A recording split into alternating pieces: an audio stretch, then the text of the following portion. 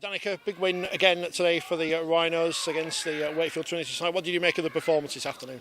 Yeah, we've had a bit of a tough call coming here. We've got a lot of people out today, so we had a lot of rejigging. We had Laurie Holloran, who's just come back out of retirement, starting at half for us, and which meant Tash was pushing to scrum half, which is just, it's amazing, isn't it, how much that jigs the team around a little bit, and then Abby in at full back for Caitlin. So I think off the back of that and having so many people in different places, we've done all right, but there's lots to work on still. Yeah, it did look that way in the early stages, that perhaps the keys, even as you usually have, wasn't there.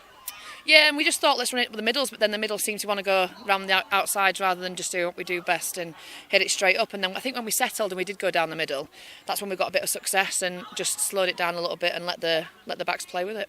You mentioned Abby, nice hat-trick for her this afternoon as well, coming into a difficult position there, difficult boots to fill. Yeah, she's an absolutely cracking player. She's from the army and she gets to training when she can, and when she comes, she grafts really hard, and obviously she's already got the fitness and the skill, and she's rapid. So yeah, it's great having her in the side, and hopefully we'll make more of it next season for her. Speaking of tries, you scored, but you didn't know what to do. I've never scored a try from more than 2 steps out, so I think I put a little bit of footwork and then got over the line and was like, oh, you have to put it down now. So normally I just crash ball it, but yeah, nice. I think that's number 2 of the season, so not too bad.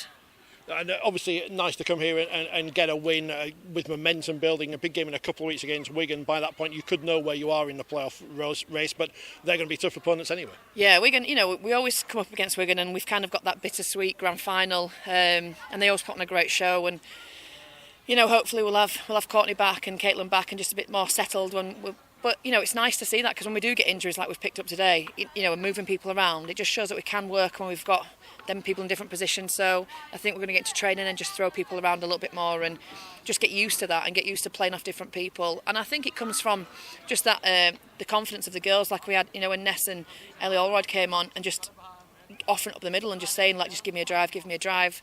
That's the type of stuff we need. So we're still highlighting things. We're only a little bit of the season left to go, but we're still highlighting some stuff. No Courtney today, as you mentioned, but she's on the 3-woman shortlist of the Man of Steel. You look at what she's had to do in terms of not just her playing, but in terms of stepping up to that leadership role this year, filling in for Lois. She's had a big impact on the team, and obviously that's been shown by players elsewhere. Yeah, it's fantastic. When we play exactly the same as the men, we can't vote for our own players, and it's nice to know that the rest of the Women's Super League are voting for her and seeing what a great player and person she is. And just to kind of sum Courtney up, she came to training on Tuesday and we were making a big hoo-ha of it all, and congratulating her, and she just said, stop girls, I want to thank you and I want to thank the staff. You're the reason that I've got this, you're the reason I can play rugby. And we're just like, you're a talented individual, it's not us, it's you. But she won't take any of the credit herself, and that's Courtney through and through, modest, humble and just ridiculously talented. Finally, you're part of a pack who does lots of work out there today. Again, Anderson and Johnson very impressive in the metres made against this Wakefield side. Yeah, and that's the reason why they're in the England squad. That's the reason why they're flying out to Papua New Guinea.